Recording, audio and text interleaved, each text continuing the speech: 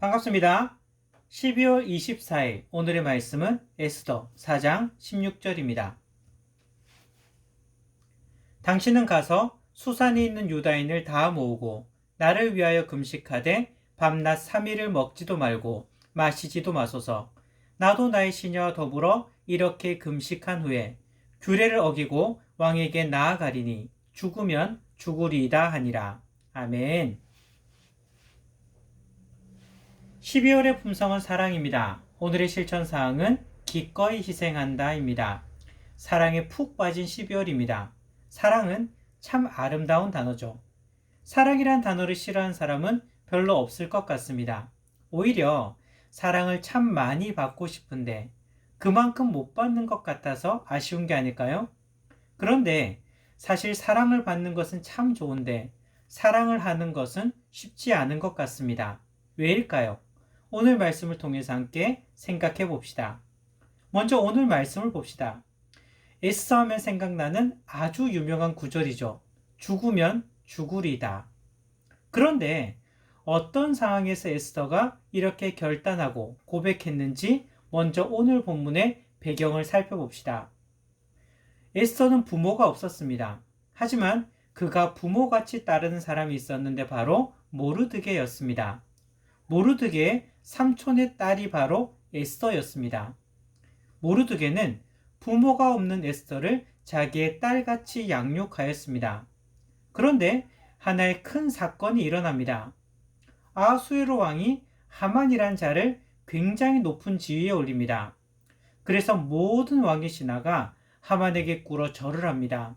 하지만 모르드게는 하만에게 절을 하지 않는 것입니다. 하만을 무시해서가 아니라 자신은 유다인이고 오직 하나님만을 섬겨야 하기 때문에 하만에게 꿇어 절을 할 수 없었던 것이죠. 하지만 이 사실을 하만이 알고서는 기분이 좋을 리가 없습니다. 오히려 정말 부글부글 분노가 치밀어 오릅니다. 그래서 3장 6절을 보면요.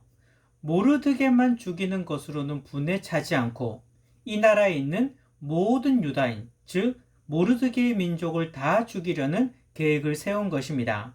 이 계획은요, 일사천리로 진행됩니다. 그래서 결국 정해진 날짜에 유다인 모두를 죽일 수 있는 조서를 써서 온 나라에 배포해 버립니다. 4장 1절을 봅시다.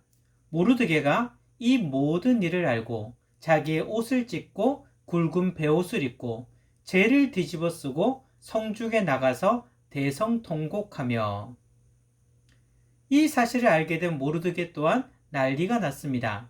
자칫하다가는요, 모든 유다인이 다 죽게 생겼으니 말입니다. 그래서 4장 8절을 보면 에스더에게 이 사실을 전하고는 에스더가 그래도 왕비이니까 왕에게 나아가서 유다인을 살려달라고 강구하라고 부탁합니다. 하지만 문제가 있어요. 11절을 보면요, 에스더가 왕의 부름을 받지 못한 지가 이미 30일이 되었다는 것입니다. 그 당시의 법은 왕이 부르지도 않았는데 마음대로 왕에게 나아가다가는 죽임을 당합니다. 이것은요, 왕의 안전을 위한 법이었습니다. 그래서 왕이 부르지도 않았는데 왕에게 갔다가는 죽게 되는데 왕에게 가는 것이 쉬울까요? 그렇지 않다라는 거예요. 부르지도 않았는데 마음대로 갔다면 왕이 그 사람을 보고 금규를 내밀어야 살 수 있었습니다.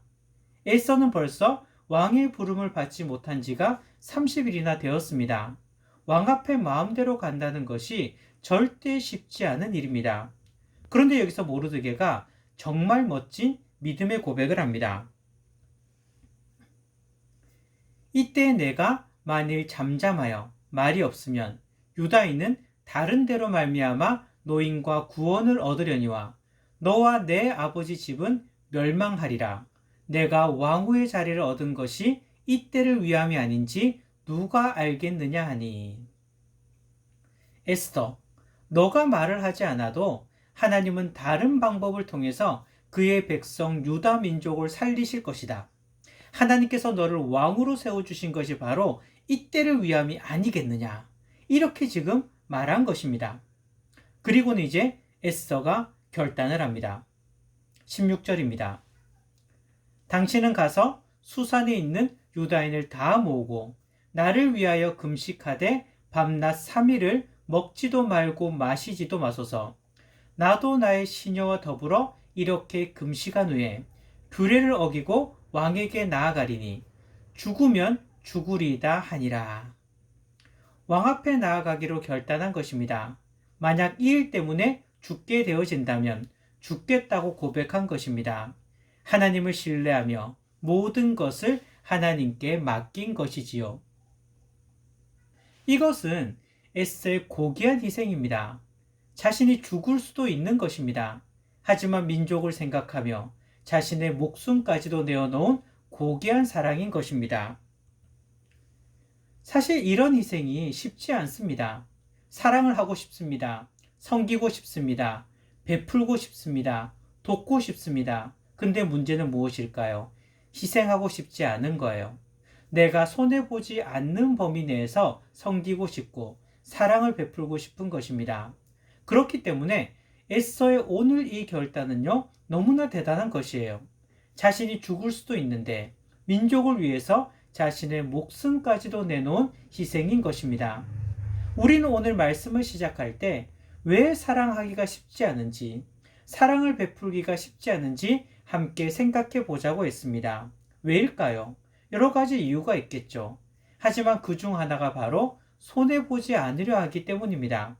사랑을 베풀고는 싶은데, 섬기고는 싶은데, 돕고는 싶은데 조건이 있다면요, 내가 손해보지 않는 선에서 사랑하고 섬기려고 하기 때문입니다. 하지만 진정한 사랑은 자신이 손해볼 것도 감수하는 것입니다. 다른 사람을 위해서 나의 희생까지도 감당할 마음이 있어야 진정한 사랑을 할 수 있습니다. 상대방의 입장에서 생각해 보시기 바랍니다. 언제 진정한 감동을 받을까요? 자신의 것을 하나도 손해보지 않으려는 것을 상대방이 느낀다면 그것은 감동이 아니라 얌체처럼 느껴집니다. 하지만 나를 위해 아끼지 않고 희생하는 것을 느끼게 된다면 그때부터 그 섬김에 대한 감동이 시작됩니다. 오늘 에스더를 보시기 바랍니다. 이렇게 결단하는 것이 쉬울까요? 죽을 수도 있습니다. 하지만 민족을 위해서 자신의 생명까지도 희생하였습니다. 죽게 된다면 그 희생까지도 감당하겠다는 것입니다. 물론 하나님께서는 이런 에스더의 결단을 귀하게 보시고 에스더는 물론이요, 유다 민족을 살려주셨습니다. 혹시 이런 마음이 있지 않습니까? 만약 누군가가 희생해야 한다면, 그런데 그 희생이 나에게 요구된다면 혹시 이런 생각이 들지 않을까요? 누군가는 희생해야 하지만 왜 하필 내가 희생해야 되지? 딴 사람이면 좋은데 하지 않을까요? 다른 사람의 희생이 아니라 내가 희생하려는 마음이 아름다운 것입니다. 사랑을 베푸는 것, 섬기는 것, 돌보아주는 것, 우리의 희생이 요구될 때가 있습니다. 그럴 때 기쁨으로 순종하는 우리 모든 밀락 성도님들이 되시기를 기도합니다.